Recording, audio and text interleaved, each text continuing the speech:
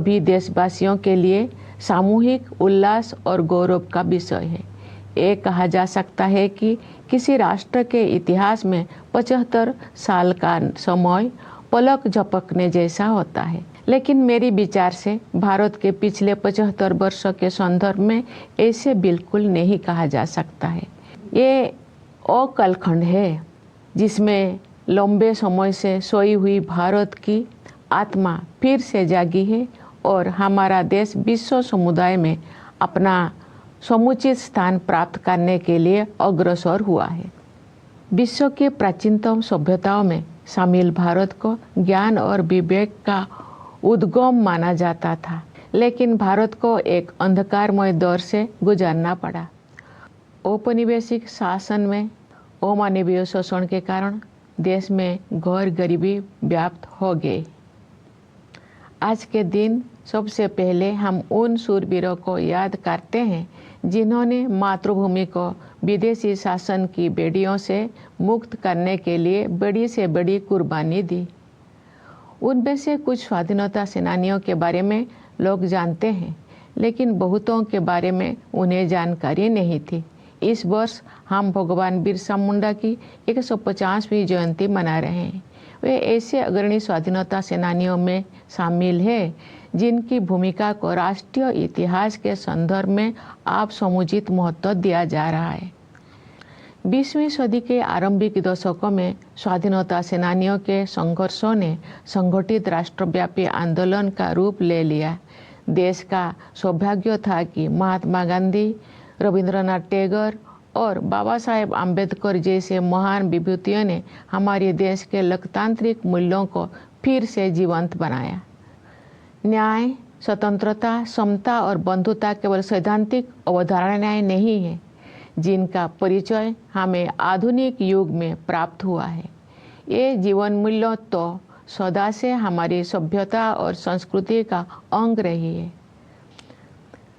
नव स्वाधीन भारत के संविधान और गणराज्य के भविष्य को लेकर जो आलोचक संदेह व्यक्त करते थे, उन लोगों को इन्हीं जीवन मूल्यों के बल पर पूरी तरह से गलत सिद्ध किया जा सका। भारत के गणतांत्रिक मूल्यों का प्रतिबिंब हमारी संविधान सभा की संरचना में भी दिखाई देता है। उस सभा में देश के सभी हिस्सों और सभी समुदायों का प्रतिनिधित्व था। सबसे अधिक उल्लेखनीय बात ये है कि संविधान सभा में सरोजिनी नायडू, राजकुमारी अमृतकर, सुचेता कृपलानी, हंसाबेन मेहता और मालती चौधरी जैसे 15 असाधारण महिलाएं भी शामिल थी। दुनिया के कई हिस्सों में जो महिलाओं की समानता को एक सुदूर आदर्श समझा जाता था, तो भारत में महिलाएं राष्ट्र की नियति को आकार देने में सक्रिय योगदान दे रही थी। हमारा संविधान एक जीवंत दस्तावेज इसीलिए बन पाया है क्योंकि नागरिकों की निष्ठा सदियों से हमारी नैतिकता परक जीवन दृष्टि का प्रमुख तत्व रही है।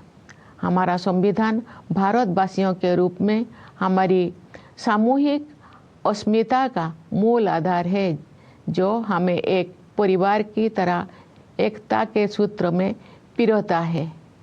पिछले 75 वर्षों से संविधान ने हमारी प्रगति का मार्ग प्रशस्त किया है। आज के दिन हम संविधान सभा के प्रारूप समिति के अध्यक्ष डॉक्टर भीमराव अंबेडकर, सभा के अन्य प्रतिष्ठित सदस्यों, संविधान के निर्माण से जुड़े विभिन्न अधिकारियों और ऐसे अन्य लोगों के प्रति अपनी कृतज्ञता व्यक्त करते हैं जिनके कठिन परिश्रमों के फलस्वरूप हमें ये विलक्षण ग्रंथ प्राप्त हुआ। प्यारे देशवासियों, संविधान लागू होने के बाद के ये 75 वर्ष हमारे युवा गणतंत्र की सर्वांगीण प्रगति के साक्षी है। स्वाधीनता के समय और उसके बाद भी देश के बड़े हिस्सों में घोर गरीबी और भूखमरी की स्थिति बनी हुई थी, लेकिन हमारा आत्मविश्वास कभी डिगा नहीं। हमने ऐसे परिस्थितियों के निर्माण का संकल्प लिया जिनमें सभी को विकास करने का अवसर मिल सके। हमारे किसान भाई बहनों ने कड़ी मेहनत की और हमारे देश को खाद्यान्न उत्पादन में आत्मनिर्भर बनाया। हमारे मजदूर भाई बहनों ने अथक परिश्रम करके हमारा इंफ्रास्ट्रक्चर और मैन्युफैक्चरिंग सेक्टर का कायाकल्प कर दिया। उनके शानदार प्रदर्शन के बल पर आज भारतीय अर्थव्यवस्था विश्व के आर्थिक परिदृश्य को प्रभावित कर रही है। आज का भारत अंतर्राष्ट्रीय मंच पर नेतृत्व की स्थिति हासिल कर रहा है। संविधान में निर्धारित रूपरेखा के बिना ये व्यापक परिवर्तन संभव नहीं हो सकता था। हाल के वर्षों में आर्थिक विकास की दर लगातार ऊंची रही है, जिससे हमारी युवाओं के लिए रोजगार के अवसर पैदा हुई है। किसानों और मजदूरों के हाथों में अधिक पैसा आया है तथा बड़ी संख्या में लोगों को गरीबी से बाहर निकाला गया है। साहसिक और दूरदर्शी आर्थिक सुधारों के बल पर आने वाले वर्षों में प्रगति की ये रफ्तार बनी रहेगी। समावेशी विकास हमारी प्रगति की आधारशिला है, जिससे विकास का लाभ व्यापक स्तर पर अधिक से अधिक देशवासियों तक पहुंचता है। सरकार द्वारा वित्तीय समावेशन को सर्वोच्च प्राथमिकता दी जा रही है। इसलिए प्रधानमंत्री जन धन योजना, प्रधानमंत्री जीवन ज्योति बीमा योजना, प्रधानमंत्री सुरक्षा बीमा योजना, मुद्रा योजना, स्टैंड अप इंडिया और अटल पेंशन योजना जैसी वित्तीय समर्थन योजनाओं का विस्तार किया गया है, ताकि अधिक से अधिक लोगों तक विभिन्न प्रकार की वित्तीय सहायता पहुंचाए जा सके। ये भी एक बहुत महत्वपूर्ण बदलाव है कि सरकार ने जन कल्याण को नई परिभाषा दी है, जिसके अनुसार आवास और पेयजल जैसी बुनियादी जरूरतों को अधिकार माना गया है। वंचित वर्गों के लिए, विशेष रूप से अनुसूचित जातियों, अनुसूचित जनजातियों तथा अन्य पिछड़े वर्गों की सहायता के लिए सभी प्रयास किए जा रहे हैं। अनुसूचित जातियों के युवाओं के लिए प्री मैट्रिक और पोस्ट मैट्रिक छात्रवृत्तियाँ, राष्ट्रीय फेलोशिप, विदेशी छात्रवृत्तियाँ, छात्रावास और कोचिंग सुविधाएं दी जा रही है। प्रधानमंत्री अनुसूचित जाति अभ्युदय योजना द्वारा रोजगार और आमदनी के अवसर उत्पन्न करके अनुसूचित जातियों के लोगों की गरीबी को तेजी से कम किया जा रहा है।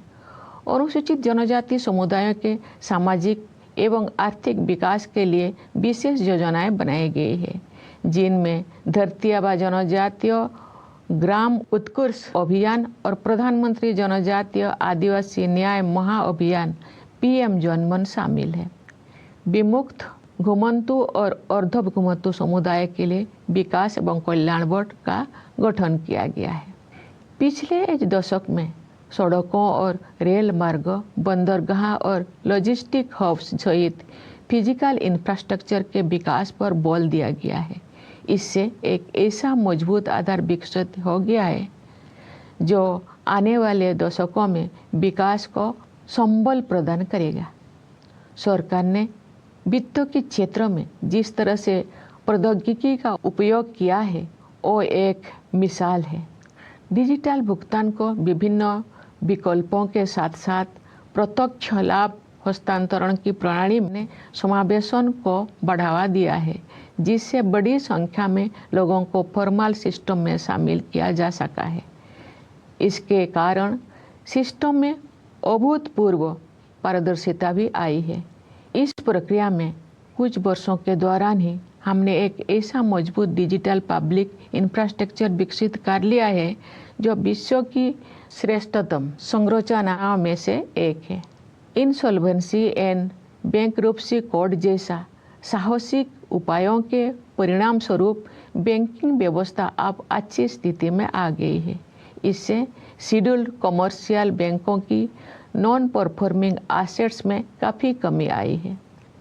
प्यारे देशवासियों, वर्ष 1947 में हमने स्वाधीनता प्राप्त कर ली थी, लेकिन औपनिवेशिक मानसिकता के कई अवशेष लंबे समय तक विद्यमान रहे।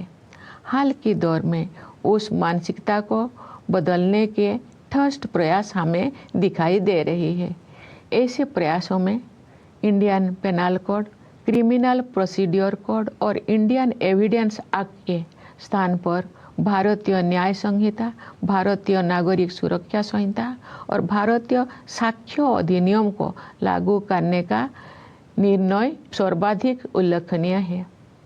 न्यायशास्त्र की भारतीय परंपराओं पर आधारित इन नई अधिनियमों द्वारा दंड के स्थान पर न्याय प्रदान करने की भावना को आपराधिक न्याय प्रणाली के केंद्र में रखा गया है। इसके अलावा इन नए कानूनों में महिलाओं और बच्चों के विरुद्ध अपराधों पर काबू पाने को सर्वोच्च प्राथमिकता दी गई है। इतने बड़े पैमाने पर सुधार के लिए साहसपूर्ण दूरदर्शिता की आवश्यकता होती है। देश में चुनाव को एक साथ संपन्न कराने के लिए संसद में पेश किया गया विधेयक एक और ऐसा प्रयास है जिसके द्वारा सुशासन को नए आयाम दिया जा सकते हैं। एक राष्ट्र एक चुनाव की व्यवस्था से शासन में निरंतरता को बढ़ावा मिल सकता है। नीति निर्धारण से जुड़े निष्क्रियता समाप्त की जा सकती है। संसाधनों की अन्यत्र खर्च हो जाने की संभावना कम हो सकती है तथा वित्तीय बोझ को कम किया जा सकता है। इनके अलावा जन हित में अनेक अन्य लाभ भी हो सकते हैं। हमारे सांस्कृतिक विरासत के साथ हमारे जुड़ाव और अधिक गहरा हुआ है। इस समय आयोजित हो रहे प्रयागराज महाकुंभ को उस समृद्ध विरासत की प्रभावी अभिव्यक्ति के रूप में देखा जा सकता है। हमारी परंपराओं और रीति रिवाजों को संरक्षित करने तथा उनमें नई ऊर्जा का संचार करने के लिए संस्कृति के क्षेत्र में अनेक उत्साहजनक प्रयास किए जा रहे हैं। भारत भूमि महान भाषाई विविधता से समृद्ध है। इस समृद्धि को संरक्षित करने तथा इस और परंपरा को आगे बढ़ाने के लिए सरकार ने असमिया, बंगला, मराठी, पाली और प्राकृत को शास्त्रीय भाषाओं के रूप में मान्यता प्रदान की है। तमिल, संस्कृत, तेलुगु, कन्नड़, मलयालम और ओडिया भाषाएं पहले से ही इन श्रेणी में शामिल हैं।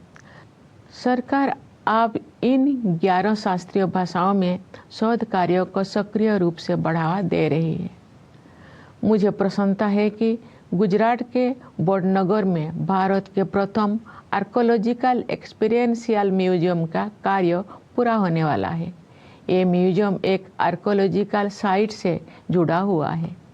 इस स्थल पर मनुष्यों की बस्ती होने के लगभग 800 वर्ष ईसा पूर्व के साक्ष्य मिलते हैं। इस संग्रहालय में विभिन्न युगों की अलग अलग प्रकार की कला, शिल्प और सांस्कृतिक सामग्री को प्रदर्शित किया जाएगा।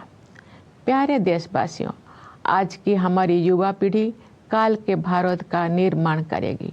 हमारी युवा पीढ़ी की प्रतिभा शिक्षा के द्वारा ही निखरती है। इसलिए सरकार ने शिक्षा के क्षेत्र में निवेश को बढ़ाया है तथा शिक्षा से संबंधित प्रत्येक मानव में सुधार के लिए समग्र प्रयास किए हैं। अब तक के परिणाम उत्साहवर्धक रहे हैं।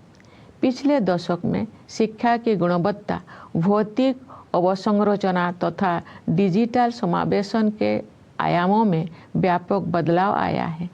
शिक्षा के विभिन्न स्तरों पर शिक्षण माध्यम के रूप में क्षेत्रीय भाषाओं को बढ़ावा दिया जा रहा है। विद्यार्थियों के प्रदर्शन में आशा के अनुरूप उल्लेखनीय सुधार हुआ है। मुझे ये जानकर खुशी हुई है कि महिला शिक्षकों ने इस परिवर्तन में महत्वपूर्ण भूमिका निभाई है। पिछले दशक के दौरान नियुक्त शिक्षकों में महिलाओं की भागीदारी 60% से अधिक है। व्यावसायिक शिक्षा और कौशल विकास का विस्तार तथा इन्हें मुख्य धारा में शामिल किया जाना स्वागत योग्य उपलब्धि है। इस प्रक्रिया को आगे बढ़ाते हुए आप हमारे युवाओं को योजनाबद्ध तरीके से कॉरपोरेट सेक्टर में इंटर्नशिप के अवसर प्रदान किए जा रहा है। स्कूल स्तर की शिक्षा का आधार मजबूत बनाने के साथ साथ हमारे देश में विद्यार्जन की विभिन्न शाखाओं, विशेष रूप से विज्ञान और प्रौद्योगिकी के क्षेत्रों में नई ऊंचाइयां हासिल की जा रही है। इंटेलेक्चुअल प्रॉपर्टी फाइलिंग की दृष्टि से भारत का विश्व में छोटा स्थान है। ग्लोबल इनोवेशन इंडेक्स में भारत की रैंकिंग लगातार बेहतर हुई है। वर्ष 2020 में भारत 48वें स्थान पर था। स्थिति में सुधार करते हुए वर्ष 2024 में भारत 39वें स्थान पर आ गया है। बढ़ते आत्मविश्वास के साथ हम अनेक प्रयासों के बल पर अत्याधुनिक अनुसंधान में अपने भागीदारी बढ़ा रहे हैं। नेशनल क्वांटम मिशन का उद्देश्य प्रौद्योगिकी के इस नए क्षेत्र में एक जीवंत और नवीन इकोसिस्टम को विकसित करना है। एक अन्य उल्लेखनीय शुरुआत national mission on interdisciplinary cyber physical system से संबंध है। इसके तहत artificial intelligence, machine learning, robotics और साइबर सिक्योरिटी जैसे अनेक उन्नत प्रौद्योगिकियों पर कार्य करने की योजना है। इन प्रौद्योगिकियों को कुछ समय पहले तक फ्यूचरिस्टिक समझा जाता था, लेकिन अब ये तेजी से हमारे दैनिक जीवन का हिस्सा बनती जा रही है। जीनोम इंडिया प्रोजेक्ट प्रकृति के रहस्यों की खोज का एक रोचक अभियान तो है ही, ये भारतीय विज्ञान के इतिहास में एक निर्णायक अध्याय भी है। इसके प्रमुख कार्यक्रम के तहत इसी महीने 10,000 भारतीयों की जीनोम सीक्वेंसिंग को अनुसंधान के लिए उपलब्ध कराया गया है। ज्ञान के नए आयामों को खोलने वाले ये परियोजना बायोटेक्नोलॉजी रिसर्च में नई मार्ग प्रशस्त करेगी तथा सार्वजनिक स्वास्थ्य सेवा प्रणाली को भी मजबूत बनाएगी। भारतीय अंतरिक्ष अनुसंधान संगठन ने हाल के वर्षों में अंतरिक्ष विज्ञान के क्षेत्र में बहुत बड़ी उपलब्धियां हासिल की है। इस महीने इसरो ने अपने सफल स्पेस डॉकिंग एक्सपेरिमेंट से देश को एक बार फिर गौरवान्वित किया है। भारत अब विश्व का चौथा देश बन गया है जिसके पास ये क्षमता उपलब्ध है। एक राष्ट्र के रूप में हमारा बढ़ता आत्मविश्वास खेलों के क्षेत्र में भी दिखाई देता है। हमारे खिलाड़ियों ने सफलता के प्रभावशाली अध्याय रचे हैं। पिछले वर्ष हमारे खिलाड़ियों ने ओलंपिक खेलों में अच्छा प्रदर्शन किया है। पैरा ओलंपिक खेलों में हमने अपना अब तक का सबसे बड़ा दल भेजा जिसने अब तक का सर्वश्रेष्ठ प्रदर्शन किया। फीडे शतरंज ओलंपियाड में हमारे खिलाड़ियों ने विश्व समुदाय को अपने प्रदर्शन से प्रभावित किया तथा पुरुषों और महिला खिलाड़ियों ने स्वर्ण पदक जीते। वर्ष 2024 में डी गुकेश ने अब तक का सबसे कम उम्र का विश्व चैंपियन बनकर इतिहास रच दिया। देश भर में जमीनी स्तर पर प्रशिक्षण सुविधाओं में बहुत सुधार हुआ है और इसके बल पर हमारे खिलाड़ियों ने विजयी होकर हमें गौरवान्वित किया है। साथ ही उन्होंने अगले पीढ़ी को और भी ऊंचे लक्ष्य प्राप्त करने के लिए प्रेरित किया है। विदेशों में रहने वाले हमारे भाई बहनों ने हमारी संस्कृति और सभ्यता के सबसे उज्जवल पक्षों को विश्व के विभिन्न हिस्सों में पहुंचाया है और अनेक क्षेत्रों में अपनी उपलब्धियों से हमें गौरवान्वित किया है। उन्होंने हमेशा स्वयं को भारत की गौरव गाथा से जोड़े रखा है। जैसा कि मैंने इसी महीने प्रवासी भारतीय दिवस के अवसर पर कहा था, वर्ष 2047 तक विकसित भारत के निर्माण में प्रवासी भारतीयों की सक्रिय और उत्साहपूर्ण भागीदारी पर मुझे पूरा भरोसा है। प्यारे देशवासियों, विभिन्न क्षेत्रों में महत्वपूर्ण और उल्लेखनीय प्रगति के बल पर हम अपना सिर ऊंचा करके भविष्य की ओर कदम बढ़ा रहे हैं। हमारे युवा, विशेषकर हमारी बेटियां, देश के उज्जवल भविष्य का निर्माण करेगी। जब हम अपनी स्वतंत्रता की शताब्दी मना रहे होंगे तब के भारत का उज्जवल भविष्य हमारे युवाओं के सपनों में आकार ले रहा है। और जो आज के बच्चे वर्ष 2050 की 26 जनवरी के दिन राष्ट्रध्वज को सलामी दे रहे होंगे, तो वे अपनी अगली पीढ़ी को ये बता रहे होंगे कि हमारा देश की गौरव यात्रा हमारी अतुलनीय संविधान से प्राप्त मार्गदर्शन के बिना संभव ना हुई होती। हमारी भावी पीढ़ियां विश्व पटल पर स्वाधीन भारत के आदर्शों को चरितार्थ करेंगी। मैं राष्ट्रपिता महात्मा गांधी के संदेश का उल्लेख करना चाहूँगी। बापू ने कहा था, यदि स्वराज का अभिप्राय हमें सभ्य बनाना और हमारी सभ्यता को शुद्ध और स्थायी बनाना नहीं है, तो इसकी कोई कीमत नहीं है। हमारी सभ्यता का सार ये है कि अपने सभी मामलों में, चाहे वे राजनीतिक हो या निजी, नैतिकता को सर्वोत्तम स्थान दिया जाए। आइए आज के दिन हम गांधी जी के सपनों को साकार करने के लिए अपनी प्रतिबद्धता को दोहराएं। सत्य और अहिंसा के उनके आदर्श विश्व समुदाय के लिए प्रासंगिक बने रहेंगे। उन्होंने हमें ये सीख भी दी थी कि अधिकार और कर्तव्य एक ही सिक्के के दो पहलू हैं। सच तो ये है कि कर्तव्य ही अधिकार का वास्तविक स्रोत है। सभी के प्रति करुणा के बारे में उनकी शिक्षा को भी हम याद करें। वे कहते थे कि हमें केवल मनुष्यों के प्रति ही नहीं, बल्कि अपने आसपास के पशु पक्षियों, पेड़ पौधों, नदियों और पहाड़ों के प्रति भी संवेदना का भाव रखना चाहिए। हम सभी का कर्तव्य है कि जलवायु परिवर्तन के वैश्विक संकट का सामना करने के प्रयासों में अपना योगदान अवश्य दें। इस संदर्भ में 2 अनुकरणीय प्रयास किए गए हैं।